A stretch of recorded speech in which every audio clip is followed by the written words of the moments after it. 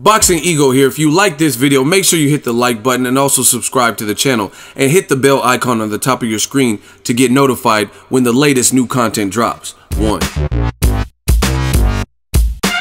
Breaking news, Russian Olympic gold medalist Alexander Povetkin is now Anthony Joshua's #1 challenger. Stay tuned. What up, Fight World? It's your boy Ego and I'm back with some more boxing. Make sure you smash the like button, also subscribe to the channel for the latest and greatest in the boxing. If you want to become part of the gang notification gang, please hit the bell icon. Shout out to the super chats, channel donations, the Venmo, and the Patreon family. We working. Heavyweight news, Russian Olympic gold medalist Alexander Povetkin. He has a record of 32-1 with 23 knockouts. That one loss was to Dr. Steelhammer, Vladimir Klitschko. And he just recently became the #1 mandatory for Anthony Joshua through the WBA. Now, some of you guys may not know this. He fought yesterday against a Romanian heavyweight named Christian Hammer. He dominated him pretty good. It went to the decision based on him holding the WBA continental version of this WBA belt, and Joshua having the real belt, of course, ever since. It's a long story, but Tyson Fury beat Klitschko, relinquished his belts because he failed with the cocaine in the system. So then when Klitschko and Joshua fought, it was for Joshua's IBF that he got through Charles Martin, plus the WBA belt. As you know, Joshua won that fight, knocked out Klitschko in the 11th. So he's the IBF and the WBA champion of the world, and he might go after a third title versus Joseph Parker. So a lot going on in the heavyweight division. I want to get my thoughts on Povetkin. Now, this is the thing. I've already said it before. Alexander Povetkin and Luis King Kong Ortiz, they both have very similar situations. On paper, they have 2 asterisks in terms of failed drug tests through VADA, the WBC clean program, to the point where their fights with Deontay Wilder was canceled. And Povetkin had a fight with Bermane Stiverne that got canceled that same year. And as for Luis King Kong Ortiz, his second failed drug test was after he knocked out Latif Coyote, I think in the first round. He failed a drug test. So both Povetkin and Ortiz have this under their jacket, if you will. But through the powers that be, they've served suspensions and they're allowed to compete. They're back in the rankings with the WBC and the WBA, and they're allowed and assigned to fight. I mean, we just seen Povetkin fight. So money is power. I'm pretty sure money probably has something to do with it, but that's just my personal thoughts. Nonetheless, they're eligible to fight, and they're eligible to fight for these titles. Now, Luis Ortiz, I don't think he's back in the rankings for the WBA, but it doesn't matter because he might fight the WBC champion Deontay Wilder for his WBC belt because he is in the rankings for the WBC.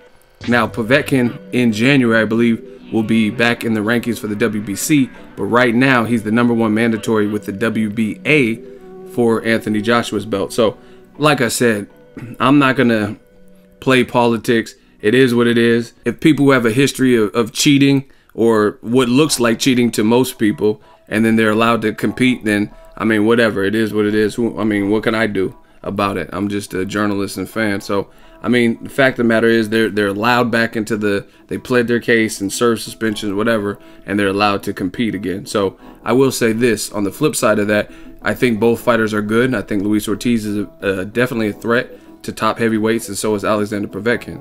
Povetkin has a gold medal, Luis Ortiz, Cuban amateur background, they both have power, etc. So it actually helps the division that they're allowed back. I just hope they stay on the clean side of things and don't have any more. I mean, because this would be, I hope they know by now. I mean, if they fail another drug test, because if either guy fails a drug test, it will technically be the 3rd failed drug test in the last couple of years for both guys.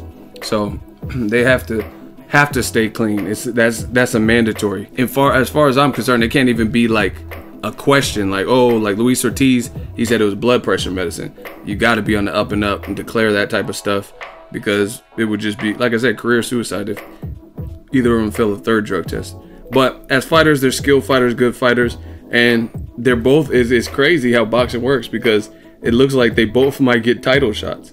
Luis Ortiz might fight WBC champion Deontay Wilder, and it looks like Povetkin may get a fight. I think Joshua's going to fight Joseph Parker next. They also said the Wilder fight, but I mean, he's in line at least to fight Joshua. So that's crazy. And I was just thinking, you know what the crazy thing is? What if both mandatories or ranked guys beat and upset the champion? Like, what if Povetkin upset Joshua and then Ortiz upset Wilder? Then you would have two people who had two failed drug tests in recent memory with belts going at it against each other. So I thought that was a little bit ironic, but we'll see what Joshua does next. I think he's going to fight Joseph Parker, but Povetkin, he's back in the mix.